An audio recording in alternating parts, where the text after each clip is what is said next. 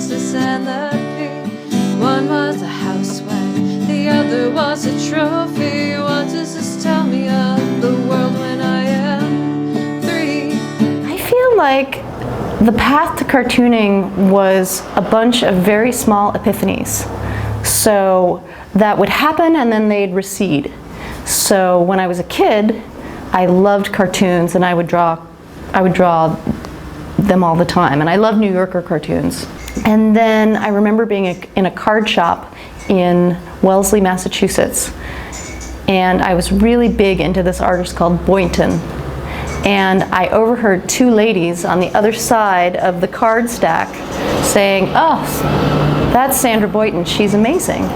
And my thought was, wait a second, I thought that Boynton was a David or a George. And I had that little like epiphany of, oh, well, if she could do it, I could do it. And then when I was in college, during slideshows or something like that, I might draw a little cartoon about the material and then give it to a friend and it got a laugh. And so that felt good.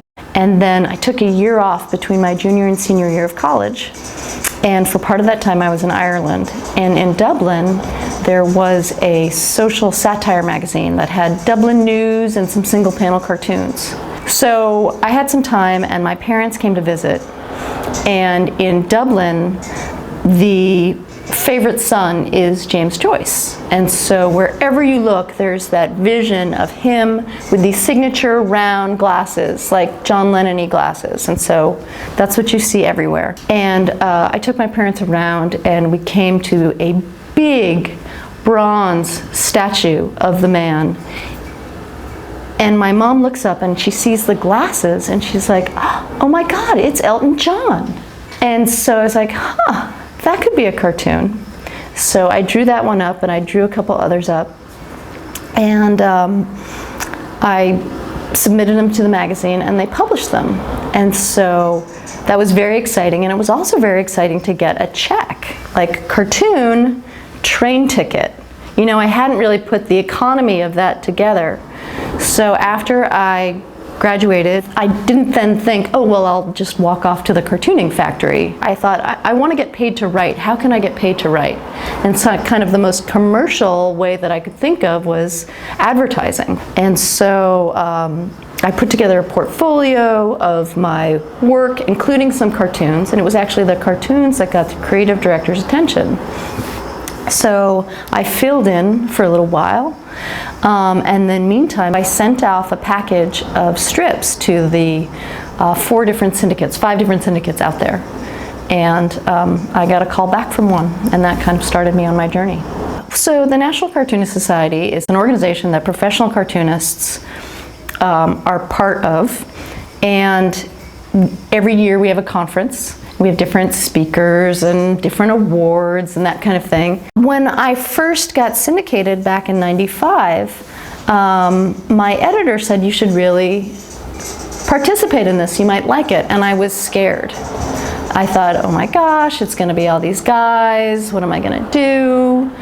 And so my friend Paige Braddock, who is a cartoonist who does great comics, said, you know, come, it's in San Antonio, I'll introduce you to my favorite people.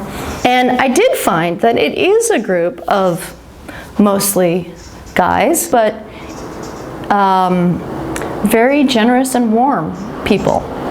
So it was a dual thing of like, yeah, it's a boys club, and these are nice boys. It took me a long time when people would ask me, well, why are there so few women cartoonists? And I think it took some time and some experience to be able to answer that well. Because at first what I was hearing from guy cartoonists was, well, you know, I don't know, and maybe it's not the personality. Maybe women don't have the personality for cartooning because it's solitary and women like to do, you know, large generalizations based on character.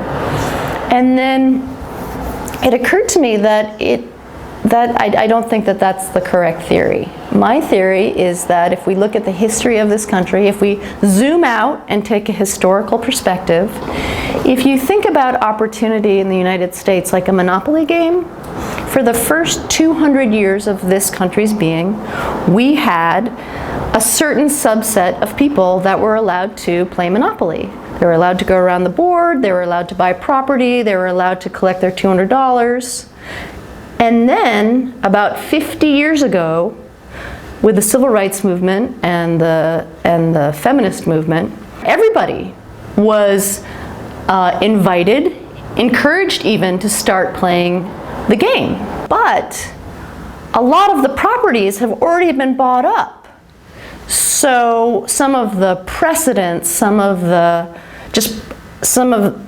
culture is already in place. So I feel like that, if you look at some of the strips, they were created long before 1965.